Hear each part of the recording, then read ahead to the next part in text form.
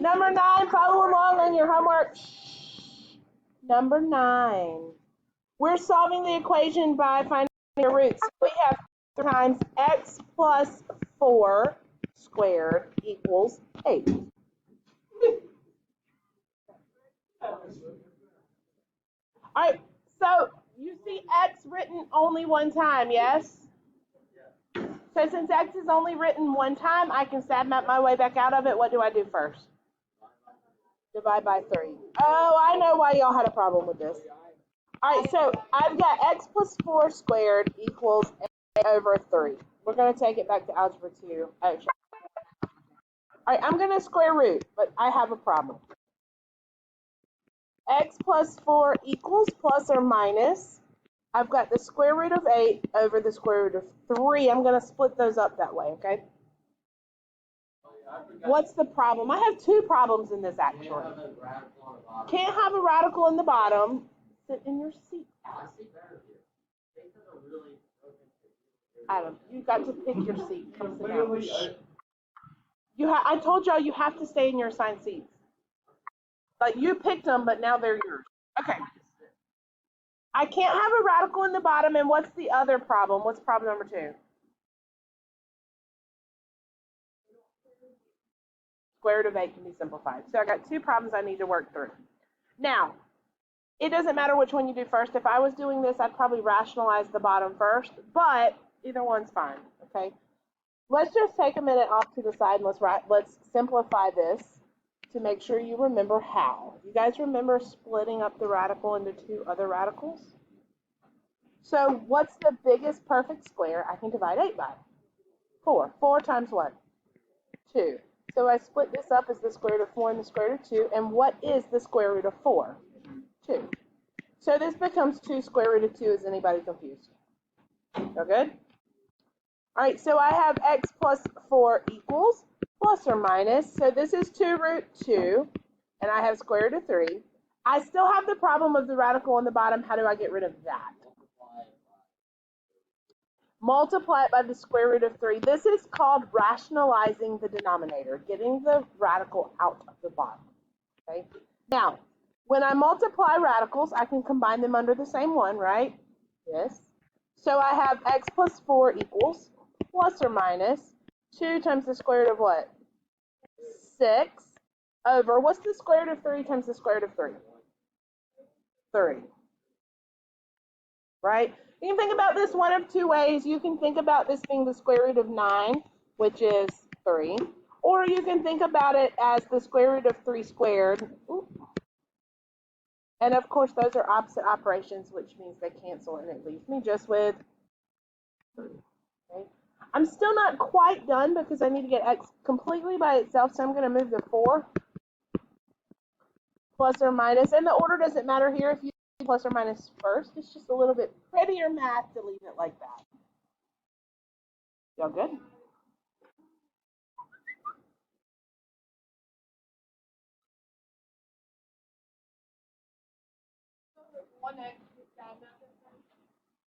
Yes.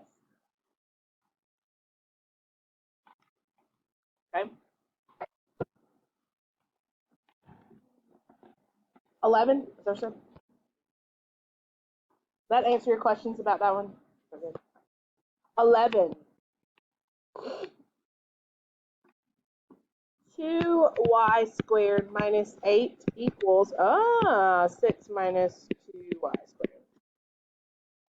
Let's get the variables on the same side. Let's get those together, and let's get everything else on the other, since they're the same. They're like terms because they're both y squared terms, right?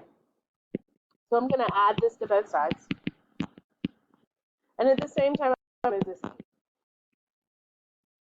So I have 4y squared, those are gone, equals 2. Y'all good there?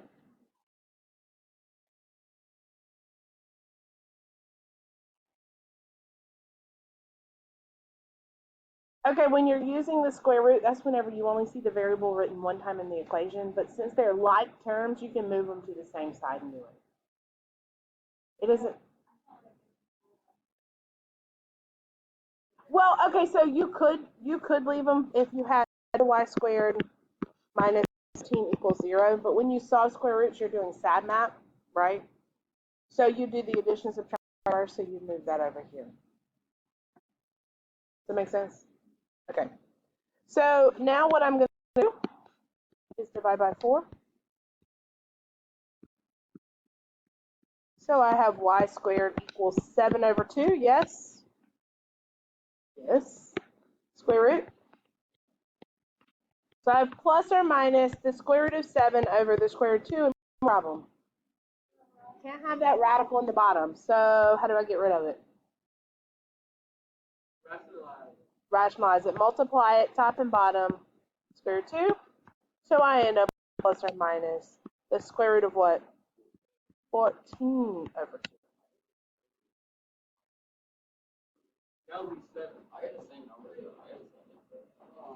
So rationalizing? Yes, you could have. So you're saying when you got to y squared equals 14 over 4, you did this. No, I did. When it was 4 That's fine. Squared, when it was 4y squared, I did the radical. Did you all? So, okay. And let me talk about that for just a second because I want y'all to make mistakes. You're okay to do that as long as you follow a couple of rules. So I said when he got y squared equals 14, when he got to this point, he went ahead and took the square root of both sides. Okay. And you can do that. It's not, if you do the square root here, you have to remember that you're having to take the square root of both of these if you do that. So if it wasn't a perfect square, it'd be a little bit harder. The reason you can do that is this is really the same thing as this. So if you do, just make sure you take the root of that coefficient as well. What else? Okay.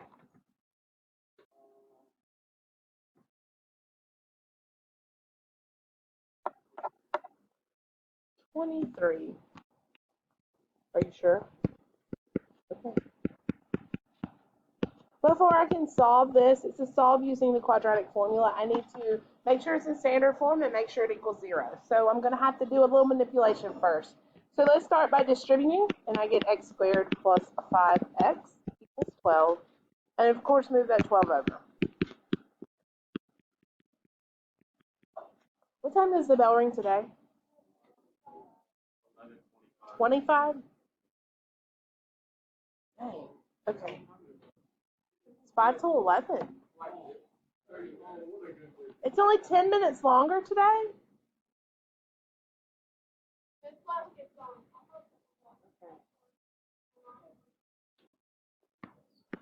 All right, so A is 1, B is 5, and C is negative 12. So now what I want to do is, yep, it is.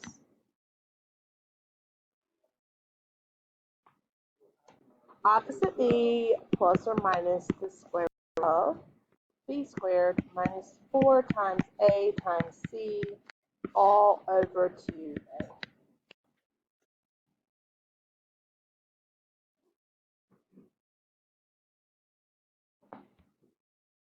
Do the radical first.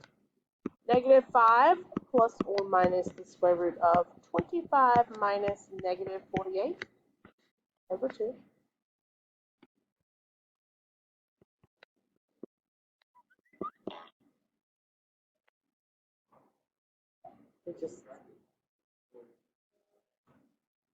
So that becomes positive, right? That becomes plus a positive. So that would be what, 83? 73? 73. I can't, that's not a perfect square, and I can't divide it by anything, so I leave it.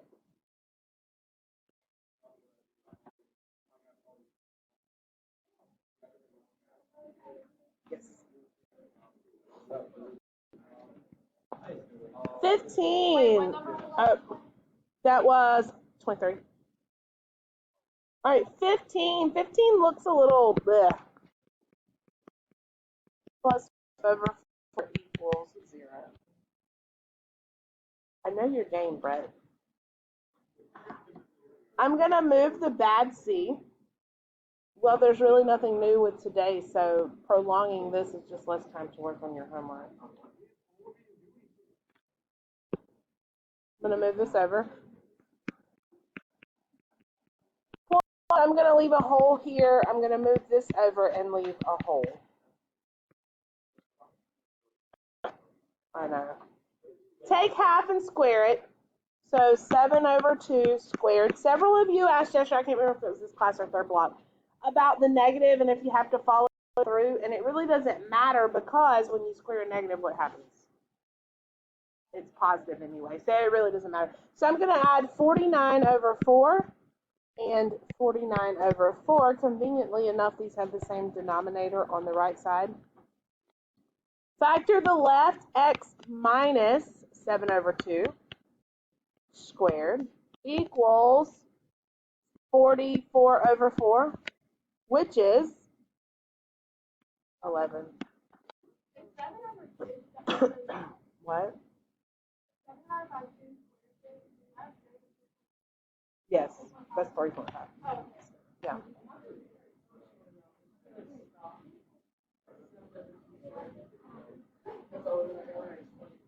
I don't know why. I'm sorry. I don't know.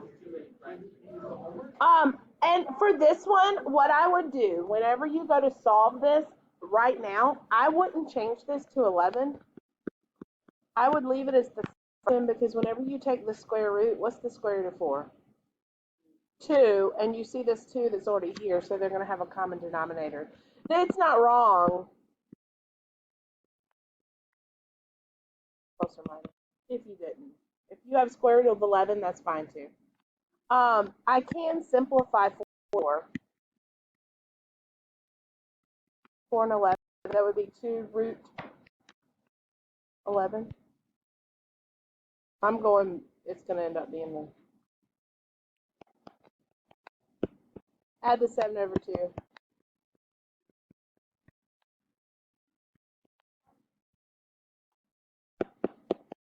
If you did a fraction, maybe you have 3.5 plus or minus square root of 11. 7/2 plus or minus square root of 11. Any of the above is fine. Anything else? All right. Well, before I give you the homework for tonight, I want to show you one more convenient method for solving, a little easy method. And technically you've done it, but I want to talk about it for just a second. We talked about solving by finding zeros, right? Right, by graphing. But one thing we didn't talk about, we said if you solve by graphing, you have to make it equal 0, and then you're finding where it crosses the x-axis, right?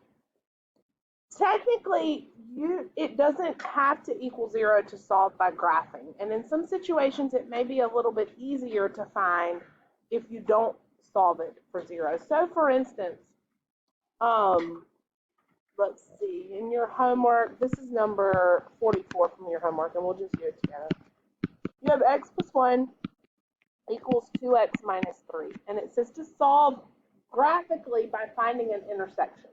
Now, what we've done so far, again, is set it equal to 0, and we find where it crosses 0, right? Yeah. Absolute value. What does an absolute value graph look like? Yeah. It's the V, right? That's exactly right.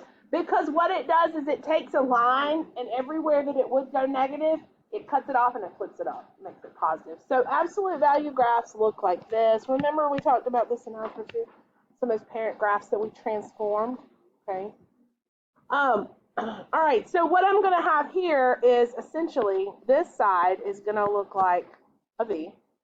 This side is going to be a line with a positive slope, yes? Now, I could put them both on the same side and look at where they cross the x-axis, but it's going to be a little bit of a funky looking graph. So instead, what I can do, I can graph each one of these. I'm going to write you some notes here. Graph each one on the same graph. The intersection where they touch is your solution. So instead of looking at where it crosses the x-axis, I'm going to look at where it crosses each other. And I'll show you exactly what I'm talking about. I got to get my program back on my computer, but if you take out your calculator and go to y equals,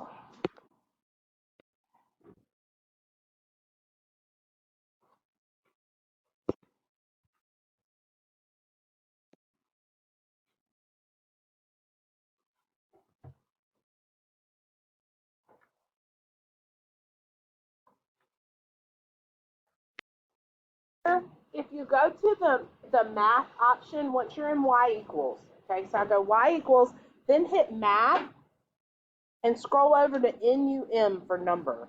You should see an option there for ABS. That's absolute values. Everybody see that?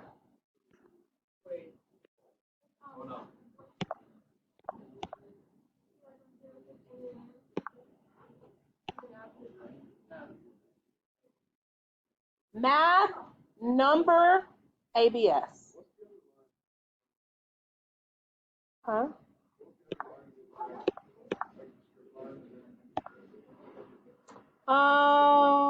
2x minus 3.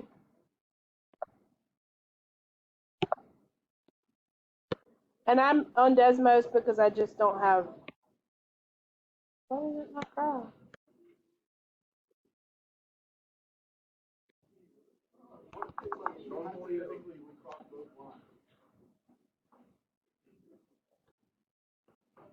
Shouldn't.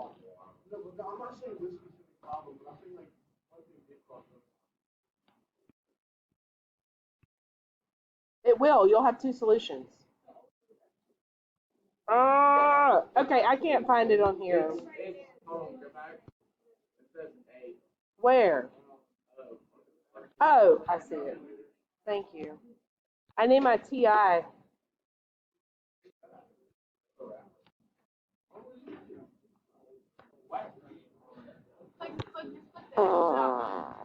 I'm just deleting everything.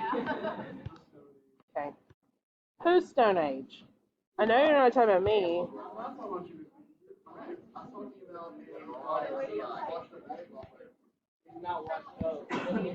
You got eliminated in the first round. What was it? 2x what? Thank you. More All time. right. Ron is better than Michael Jordan. Take a look. Now, if you're in your graphing calculator, you should see a similar picture. Okay. So if you remember yesterday, Brett, we were calculating the zeros and we were going second trace 0. This time you're still going to go second trace, but you're going to choose intersect instead of 0. It'll say first curve, hit enter. That's just the first graph. And then it's going to say second curve. And you hit enter whenever you see the little spider that's blinking? All right, so you did second trace, intersect, and you should just be able to hit enter 3 times.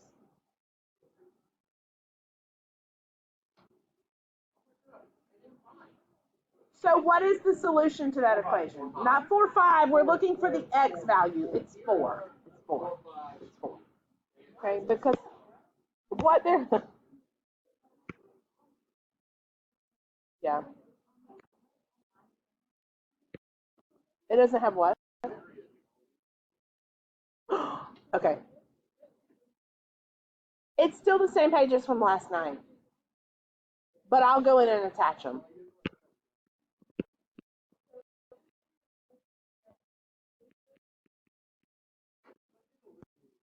Say it again. So just make sure that your little spider is blinking on the opposite curve, the opposite graph, the opposite whatever you're graphing. And so we only want the x, we don't need the y. You only need the x. That's exactly right. Now, somebody, I think Brett said it, made a good point and said that, but what if it intersects more than once? And that's okay because we know from graphing parabolas that sometimes we have 2 solutions to an equation, right? When we do cubics, sometimes we'll have 3. So we can have more than one solution, and that is okay. Yes. I think I typed it in right, but it didn't look like the graph.